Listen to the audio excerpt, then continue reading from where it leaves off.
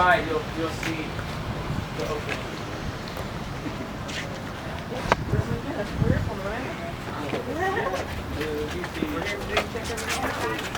You can bang on. Pierce right through his head. For fans of the show, Good idea. remember when Glenn had to do that to get out of a sticky situation? The mattress. Mhm. The mattress thing. That's a good way of saying it. Now, again, we'll sometimes use in any of our scenes where you're rounding corners, we'll use that to give you a big scare.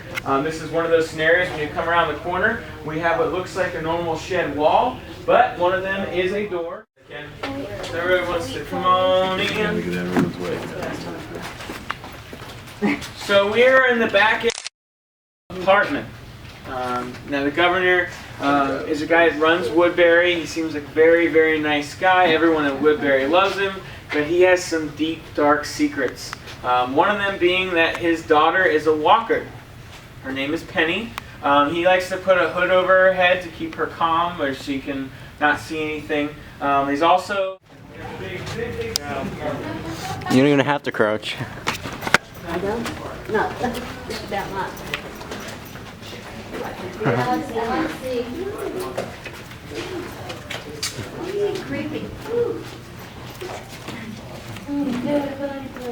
okay, guys. Let's make sure everybody coming through. Welcome to downtown Woodbury. Woo!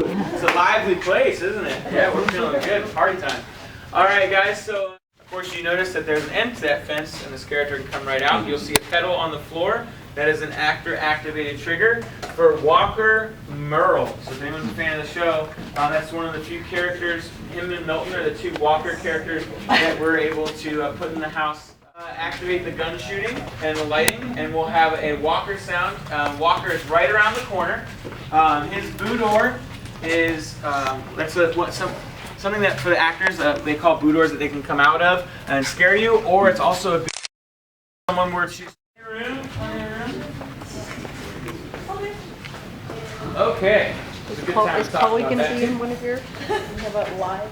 Hey everybody, if you take any pictures, feel free to move all the way in. We got plenty of things to take photos of, and plenty of space. In your fish tank. Have Chloe now, this is our largest scene as far as just one area. But sometimes if you have a large scene, it can ruin the scare if you just have a big open area. So we because they have so much space, they can hit you from every angle. But there is one scare actor just in this area alone, and he can hit you at 4 points. So if someone's a real scaredy cat, they're not going to do so well in this room. All this was all full of zombies.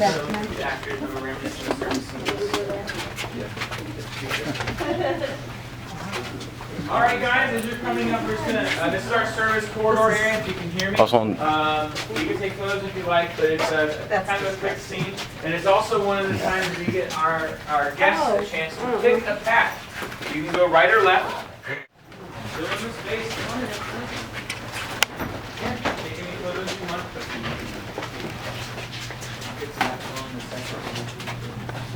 Play around. Yeah, well, I want to get everybody into it. Did you get night pictures last night? No. Yeah, get some good fun over here.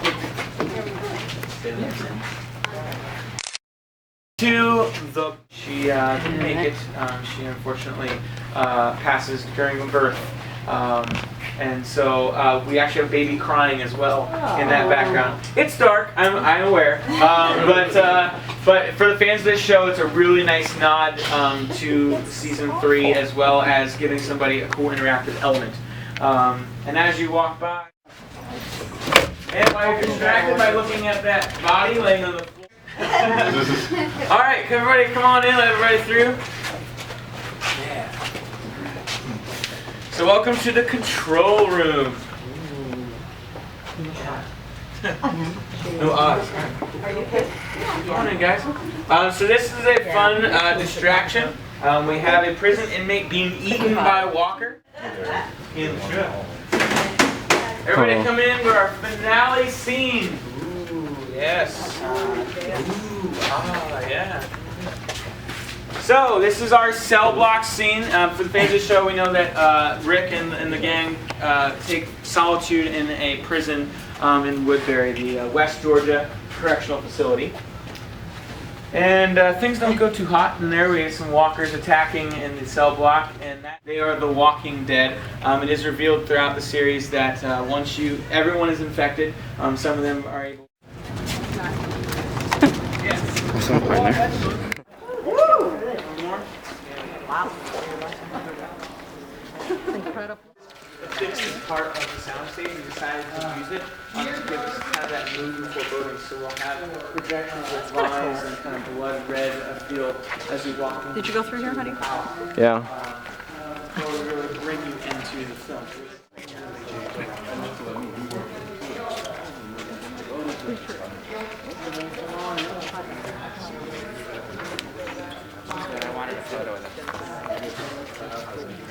So take a look.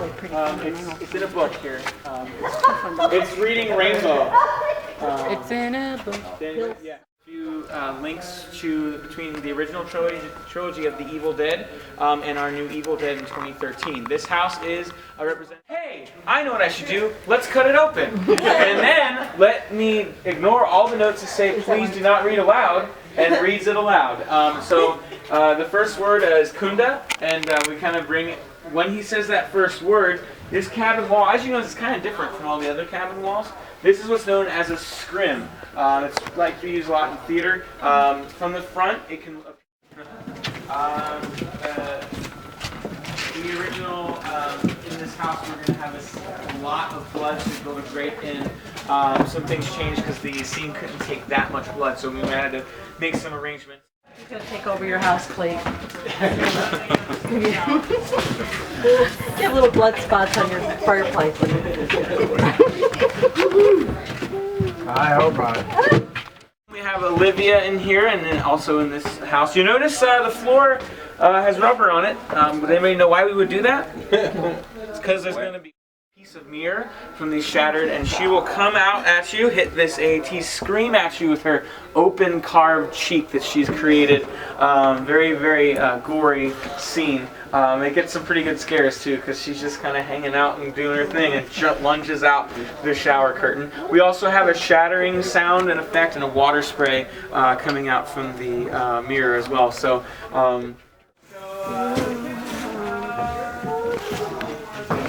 So we don't get to go through here.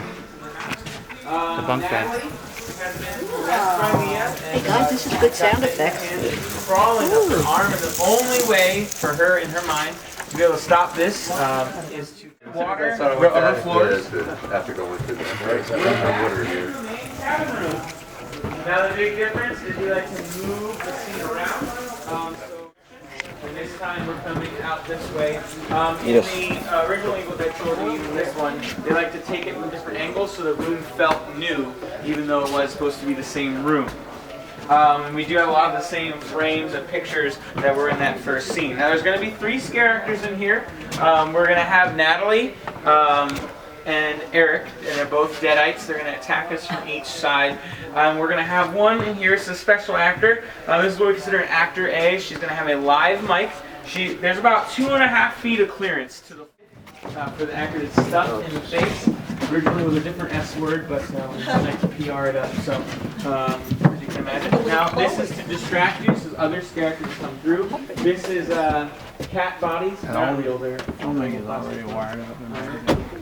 As we walk through, and Eric will be running down the hallway at you as you're trying to get through and lunge out, scaring you against the wall forward out of the scene. It's awful. All this stuff comes out in Mia's form. Now, in the finale scene, that'll be very particular. All our other Mia's have been female until we get to the finale scene where our abomination Mia is played by a male. Is to give that hulking look and kind of lanky as well. That sometimes you only get from a male figure. Remember I was telling you about those ravens? If you look up on your left, you're walking on the briar. That one's very hidden, but that is our raven for this house. And this is, watch the set guys, the floor is wet. This is our raining blood scene. This is our finale scene, so everybody come on in. This is the big moment for the house as far as this sense of scale.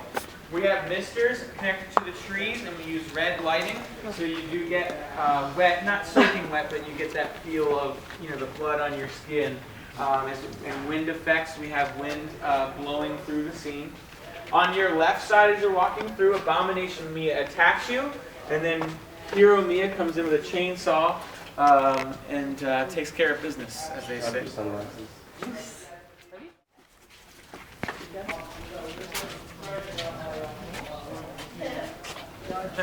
There you go. Forgets. So she's gonna fly in after. She might have to use one of our cars. Down street. Yes. Oh, cool. Wow. For fans of our event and horror films, if you look over on the wreckage, you might see a sign that's very familiar. Down Street. Yeah, so feel free, I guess, like I said, take any photos in here, guys. We have some really cool visuals. But I'll paint. Was it tourist During this, yeah, we'll do them different. Fans of Halloween Horror Nights, you might remember our body collectors' houses, where we have a big spine rip scene. Now this is Tony. It's all plastic, wiring together and wiring, so it doesn't come apart. And they can get that effect of pulling the spine out and, trying to lick it and things of that nature. Again, graphic, but it's a good distraction. And why would we need to distract you? This Coca-Cola vending machine, so unassuming. There will be a scare actor inside of that machine. That's all I'm saying. As you walk in, you're going to notice on top of the laundry soap dispenser that there is a first aid spray that would be used in the game if we had some damage from that hobo zombie. Might need to spray some first aid on us. Second. That's the third one we found. Well, there were like 5 of them in Walking Dead. Oh, And there was one of them in Evil. And then a Cerberus puppet will come through these clothes and attack us from our left side, frightening us out of the coin laundry. He has an activate trigger as well as a puppeteer. Has a pole he can push the puppet out into the open. So he. Seriously, I can't wait to get home and They decorate were, my but house. they're We're boarding up our windows this year for Halloween. Oh, you're so It's my birthday's next year. What I was day? supposed the 17th. Oh, like before. I was supposed to be born on Halloween night, which my mom has said. to give that glow of a just fired bullet. We have the Super Tyrant. We also use black light to give the game pause kind of pulsating. It also highlights the orange chest of the Super Tyrant that's coming over top with those large claws. So it's a really cool visual scene. It's also a nice break before we get back to the intense scares. It kind of gives you that lull as we head into the sewer. I wonder, how many people. So we're going to kind of block the view. We like to put, a lot of times, not just to annoy you for a scare, get you distracted, a lot of times we'll use flaps like that to block a scene so you can get that full enveloping cool. We want you to be able to kind of unveil it for yourself. The big point here is the Raccoon Police Department. This is the pickup point for the evacuation point. Unfortunately for us, we're not able to evacuate. Nemesis has taken fort up here above us, and he will shoot down the helicopter if it comes anywhere near the ground. So we hear Jill Valentine saying that we need to bomb and pretty much nuke Raccoon City to eliminate the threat as the helicopter is going away from us, and we are not being saved. We are stuck in the middle of this outbreak as it is. We'll have air effects blowing down on you, so you feel like the propellers are whipping against your hair. We'll have Nemesis up top. He's almost sort of a distraction. We'll have a zombie right behind this wood pallet that will be able to attack you. Also behind this this receptacle here, he'll be able to come out and hit you. Now, this Raccoon Police Department is probably the most fancy part of our set as far as the house goes. Let's pull out